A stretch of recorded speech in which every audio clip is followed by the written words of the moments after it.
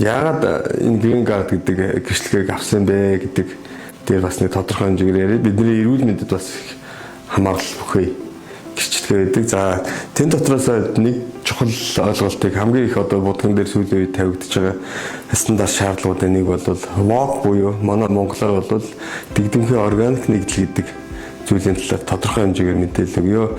WOC бол дотроо юу агуулдаг юм бэ гэхээр бензол, ацетон, за формалдегид гэдэг нэг төрлийн бодис болон бусад хүнд элементүүдийг өөртөө агуулдаг. WOC нь яагаад будганд байх ёстой юм бэ гэдэг ойлголт байна. Энэ бол будгийн пигмент болоод өнгийг гаргах, тэдний хооронд нь нэгтгэх, тэдний урсах болон гадаргуу дээр жигэд тархах гэдэг нөхцөл дээр бол будгийн уламжлалт технологид ашигладаг байсан зүйл.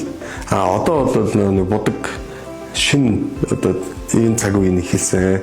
Тэрний нэг зүйл нь бол усан суурьтай будаг гэж одоо биднийхээ нэрлэдэг.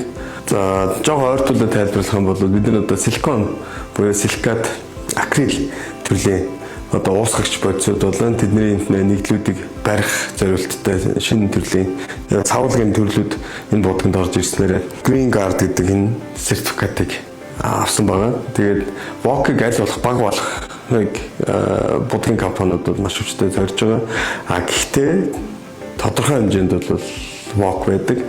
За үзүүлэлт нь бол 1 кг будганд 50 г байх ёстой гэдэг олон улсын стандарт гарч ирж байгаа. Ялангуяа энэ ахуйн зориулалттай будагнууд дээр бол юу манай Minova брэнд бол бүр тэрнээс бүр доошоо оруулаад 50 грамаас бүр хамаагүй доошоо оруулж чадсан. Тэгээд тэрнийхээ дагуу энэ green card гэдэг эрхэм сертификатыг бол өөртөө авч чадсан. За WOC яагаад аюултай юм бэ гэдэг зүйл байна. Энэ WOC бол богино хугацааны болон урт хугацааны гэдэг хүний эрүүл мэндэд нөлөөлдөг нөлөөллийн хэв шинжээр бол маш одоо төвөгтэй аюултай гэж явдаг. За засвар хийж байгаа улсуудад бол аль болох хувьдаа гэртээ юм хийж байгаа улсууд бол WOC өндөртэй будгаар будахаар тухайн үед бол маш урттай одоо бие загтнах, тэгээд энэ хамар сас болон хоолой хатах, аргах, нүд аргах гэх мэтчлэнгийн төвөгтэй үзэгдлүүд үзэгддэг. За энэ нөхцөлөө бол удаан хэмжээнд ингээ байгаад байгаа юм бол сүүлдээ хашлын нөлөөлөл үүсч эхэлнэ. Хамар хоолойн янз бүрийн өвчлөлүүд нэмэгддэг.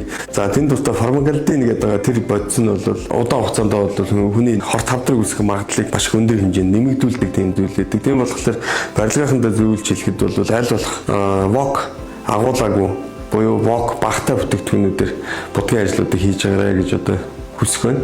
За энэ бол эрүүл мэндэд хамгаалж байгаа бас их том чухал зүйл. Тэгээд WOC багтаа будгаар нөгөө өмнөх бичлэгэн дээр ярьжсантай адилхан хүүхэд болоод өвчлөлт өртөмтгий буюу дархлаас сул байгаа орчин гэж хэлэгдэх. Одоо эмнэлэг болон эмнэлгийн бусад одоо сувилгаан арчилгааны газрууд тийм будгуудыг ашиглаж ивэл маш их сайн гэдгийг заавал энэ дээр хэлэх ёстой болж байгаа.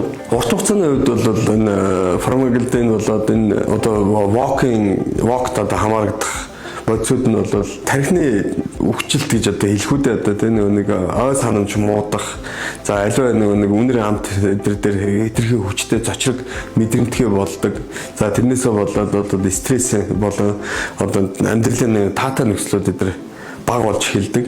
За нэг хүүхдийн үрийг одоо чинь WOC өндөртэй будгаар будчих юм бол хүүхдэд бол хичээл хийх болоо одоо бусад ямар нэгэн тайван орчин байхгүй алдагдана, хэд их уурладаг, огцом гомддог одоо сэтгэл зүйн юм өөрчлөлтүүд эдгээр гарч ирэх жишээ нэ. Тэгээд хичээлийг нэг чэйжилж мэдэж авч явах хэрэгтэй байсан бол тэр хэмжээнд эдгээр огцом буурдаг эдгээр ийм нөхцлүүд эдгээр яригддаг. Тийм болохоор подис одоо бид нар хамгийн их ашигладаг газрууд подис болчиход байна нөгөө одоо орцны хөндөй.